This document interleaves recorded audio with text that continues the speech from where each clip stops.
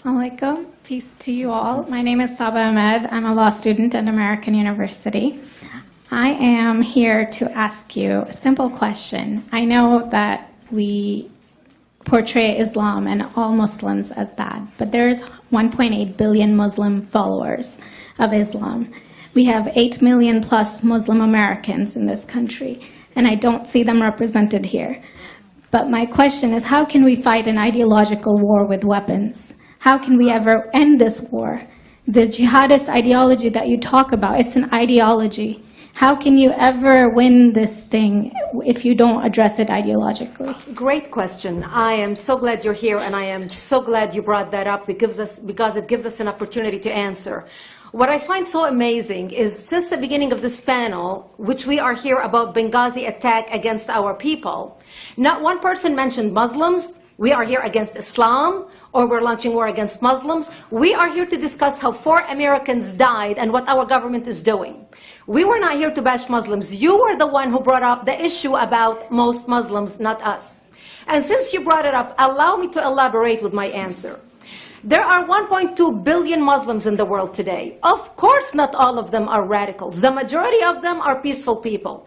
The radicals are estimated to be between 15 to 25%, according to all intelligence services around the world. That leaves 75% of them peaceful people. But when you look at 15 to 25% of the world Muslim population, you're looking at 180 million to 300 million people dedicated to the destruction of Western civilization. That is as big of the United States. So why should we worry about the radicals, 15 to 25%? Because it is the radicals that kill. Because it is the radicals that behead and massacre. When you look throughout history, when you look at all the lessons of history, most Germans were peaceful. Yet the Nazis drove the agenda. And as a result, 60 million people died.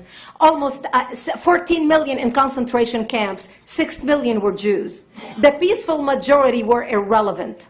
When you look at Russia, most Russians were peaceful as well. Yet the Russians were able to kill 20 million people. The peaceful majority were irrelevant. When you look at China, for example, most Chinese were peaceful as well. Yet the Chinese were able to kill 70 million people. The peaceful majority were irrelevant. When you look at Japan prior to World War II, most Japanese were peaceful as well. Yet Japan was able to butcher its way across Southeast Asia, killing 12 million people, mostly killed with bayonets and shovels. The peaceful majority were irrelevant. On September 11th in the United States, we had 2.3 million Arab Muslims living in the United States.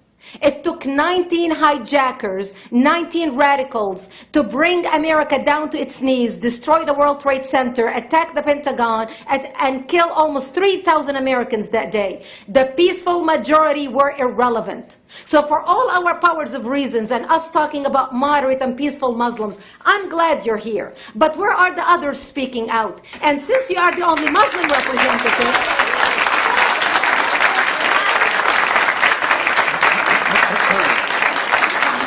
save the applause till the end.